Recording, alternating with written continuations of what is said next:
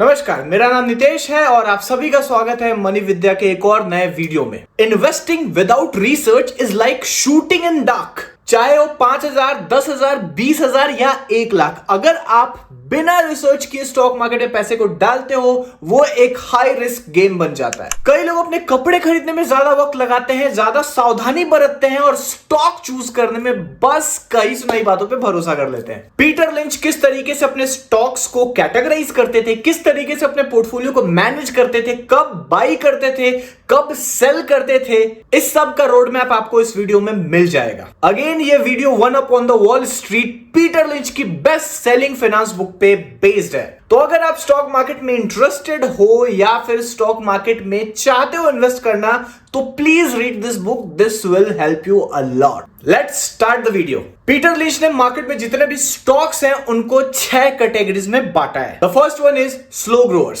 Slow growers थोड़े conservative types के stock हैं। ऐसे स्टॉक्स हैं जिनका रिटर्न नॉर्मल रिटर्न होता है। नॉर्मल रिटर्न कहने का मतलब होता है कि इकोनॉमी जिस हिसाब से ग्रो कर रही है वो स्टॉक उसी हिसाब से ग्रो करेगा। फॉर एग्जांपल ऐसी कंपनी जो कि कोल सप्लाई करती है, इलेक्ट्रिसिटी बनाते हैं या फिर स्टेपल फूड सप्लाई करती है, ये सब हमारे एसेंशियल्स के पार्ट है। और अगर यहां पे हम अपने पैसे को डालते हैं तो थोड़ा सा रिस्क कम हो जाता है, क्योंकि अगर इकोनॉमी ग्रो करेगी it will be based on that, the consumption will increase और ये स्टॉक हमको रिटर्न देगा। तो स्लो ग्रोथ एक कंजर्वेटिव स्टॉक है जहां पे हमारा रिस्क कम होता है। The next one stalwart. ये ऐसा कैटेगरी ऑफ स्टॉक है जहां पे स्लो ग्रोथ से थोड़ा सा ज्यादा रिटर्न देखने को मिलता है। तो भैया इसमें कौन से स्टॉक्स आते हैं? अगर इंडिया के कॉन्टेक्स्ट में बात करें तो स्टॉलवर्ट ऐसे स्टॉक्स हैं जो कि डिफरेंट सेक्टर्स में फैले हुए हैं। लेट्स सी, एक ऐसी कंपनी है जो कि सिगरेट भी बनाती है, आपके घर में जो बिस्किट आ रहा है वो बिस्किट भी बना रही है,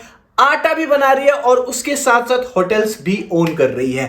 मींस ये एक कंपनी अलग अलग सेक्टर्स में फैली हुई है और एक डाइवर्सिफाइड ग्रोथ कर रही है। इसका फायदा यह है कि मान लीजिए एक कंपनी है और उनका बिजनेस फैला हुआ है, तो अगर एक किसी सेक्टर में नुकसान हो भी गया तो there are different to cover it up. तो यहां पे मिलता है हमें growth with safety. The next one is fast grower. Fast grower ऐसे स्टॉक होते हैं जो बहुत ही तेजी से ग्रो कर रहा होता है, 20, 25, 30% की स्पीड से वो ग्रो कर रहे होते हैं। और उनके ग्रोथ का रीजन होता है उस समय का ट्रेंड, उस समय की टेक्नोलॉजी और उस समय का ब्रेक थ्रू। अभी इंडिया के कॉन्टेक्स्ट में अगर हम देखें तो ईवी से रिलेटेड स्टॉक्स इसमें आ जाते हैं, सेमीकंडक्टर से रिलेटेड, ड्रोन से रिलेटेड स्टॉक्स इस कैटेगरी में आते हैं, क्योंकि ये फ्यूचर है एंड फ्यूचरिस्टिक होने की वजह से इनमें ग्रोथ देखने को मिल रहा है और आगे भी देखने को मिल सकता है। इसके बाद पीटर लिंच बात करिए टर्न अराउंड कंपनी के।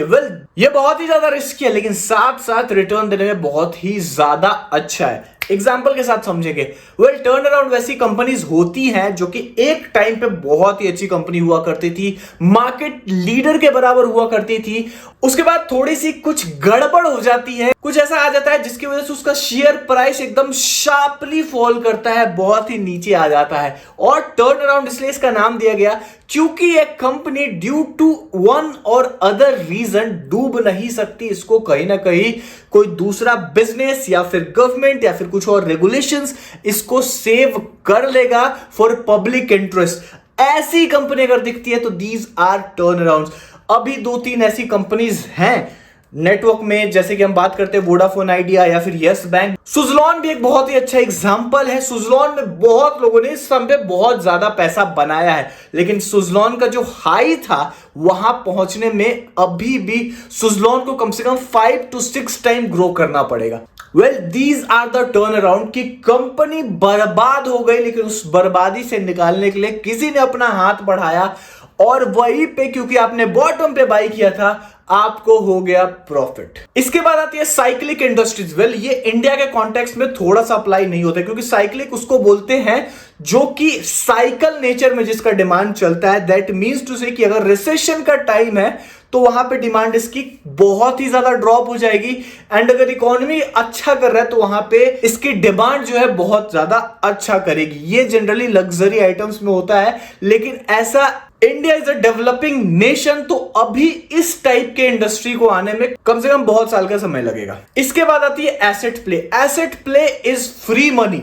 Literally it is free money, लेकिन इसको ढूंढना भी बहुत ही ज्यादा मुश्किल है। Why it is free money, let us understand. Asset play का मतलब होता है कि उस कंपनी के पास कुछ ऐसा है जो कि उस कंपनी से भी ज्यादा वैल्यूएबल है।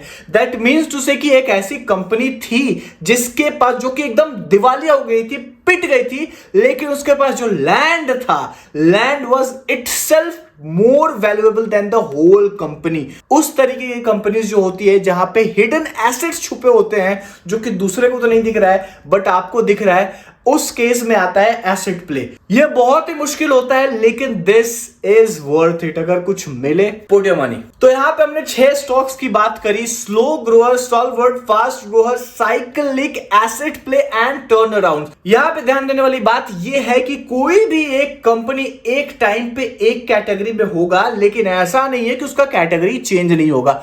हो सकता है कि इंडिया डेवलप कर जाए तो जो फास्ट ग्रोअर था वो एक टाइम पे स्लो ग्रोअर बन जाए और इकोनॉमी के साथ साथ वो इंक्रीज हो, या फिर एक स्लो ग्रोअर एक टेक्नोलॉजी के नए डिस्कवर होने की वजह से एकदम नीचे गिर जाए और वहां पे उसको टर्न अराउंड की जरूरत पड़े। तो ये जो कैटेगरीज हैं, ये अभी के हिसाब से आप कैटेगराइज कर सकते हो, नॉट फॉर द फ्यूचर। तो आप कोई भी रिसर्च करते हो, put down in this categories, आप इसमें रखने की कोशिश करो कि हाँ ये कौन सी कंपनी है। इसके बाद किन बातों का ध्यान रखना है? The first thing is earning. Turn around और एसेट प्ले को छोड़ के सारे कंपनीज में अर्निंग होनी चाहिए। अगर उस कंपनी में अर्निंग नहीं है, for whatever reason, analyst आएंगे, टिप देने वाले आएंगे, सब जस्टिफाई करेंगे कि इन फ्यूचर ये ग्रो होगा, लेकिन अगर अर्निंग नहीं है तो वो बहुत ही ज्यादा रिस्की बेट है। The second thing is valuation. अगर आपको ऐसा लग रहा है कि कोई ऐसी कंपनी जिसका वैल्यूएशन बहुत ही ज्यादा क्रेजी है, वो वैल्यूएशन उसका होना नहीं चाहिए और जो अपने प्राइस है उसको जस्टिफाई नहीं कर पा रहा है, please stay away from that company. वहां पे कभी भी क्रैश आ सकता है और हाँ, ऐसा भी हो सकता है कि 10 में से 9 कंपनी में ना आए। The next thing is doubt. अगर आपको थोड़ा भी डाउट हो रहा है किसी भी तरीके से, if you are not confident about whatever you are researching, whatever you are putting money into, please don't put money there. अगर आप खुद ही कॉन्फिडेंट नहीं है तो वहां पैसा मत डालो, पूरी तरीके से रिसर्च कर लो, सेटिस्फाई हो जाओ, then only put your money. अब बात करते हैं व्हेन टू बाय, कब खरीदना चाहिए। भैया हमने स्टॉक तो सर्च कर लिया, अब क्या बात करें? बोले यहाँ पे 3 रास्ते। The first one is technical. आप बेसिक टेक्निकल एनालिसिस को नहीं जरूरत है कोई एकदम हाई फाई बहुत ही ज्यादा सीखने की, बस इतना सीख लो सपोर्ट, रेसिस्टेंस, ब्रेकआउट क्या होता है। लंबे टाइम फ्रेम पे, एक बड़े टाइम फ्रेम पे आप देखो, अगर आपने जो कंपनी चूज की है आपको सेटिस्फाई कर रहा है, and if you are seeing कि वो सपोर्ट लेवल के आसपास ट्रेड कर रहा है, this is the good time to buy. If you are seeing कि उसमें ब्रेकआउट आ गया, this is the good time to buy. वहां पे आपको रिटर्न मिलेगा ही मिलेगा। The second thing is that कि जब आपको लगे कि कंपनी बहुत ज्यादा डिस्काउंटेड होने का मतलब ये है, ऐसी कंपनी आपको बार बार नहीं मिलेगी, लेकिन आपको मिला एक कंपनी जो कि बहुत ही कम प्राइस पे ट्रेड हो रहा है और आपको लग रहा है कि इन फ्यूचर ये फट सकता है, मतलब जो प्राइस है उससे 10-20 टाइम्स ऊपर जा सकता है। इस केस में you can put your money there. Technicals की कोई आवश्यकता नहीं है, but you have to be confident. The next thing is that buy the dip. Well, ये बहुत ही ज्यादा क्रिप्टो में चलता है, बाय द डिप, बट यहां पे मैं बाय द डिप की बात क्यों कर रहा हूं? तो मान लीजिए कि एक कंपनी है, स्टेबल है, अर्निंग है, कैश रिजर्व है, डेट भी कम है और एक अच्छे लेवल पे ऑपरेट कर रही है, सेल भी ग्रो हो रहा है, लेकिन अचानक से ऐसा होता है due to any market condition that is not related to that company. हो सकता है कुछ वॉर हो जाए, या फिर हो सकता है कि कुछ ऐसा क्राइसिस आ जाए कोविड के टाइप्स कि वो स्टॉक ड्रॉप हो जाता है, या फिर कुछ भी ऐसा हो जाए जिसकी वजह से वो स्टॉक ड्रॉप हो जाता है। That means that company is now at discount. Discount का मतलब ये है कि भैया सब कुछ सही था, वैल्यूएशन वगैरह सब चीज सही है, लेकिन वो स्टॉक अचानक से गिर गया।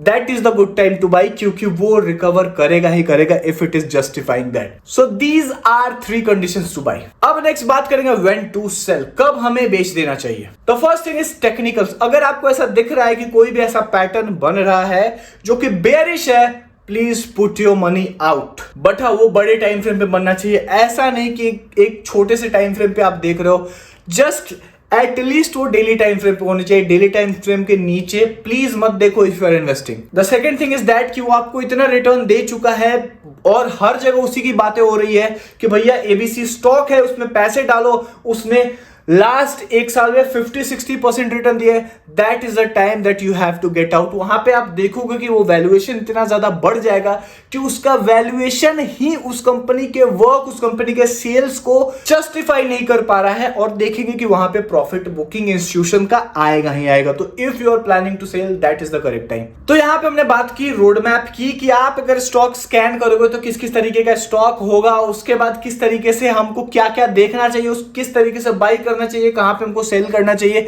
तो दिस इज द वीडियो। चलते हैं, फिर मिलेंगे, बाय बाय।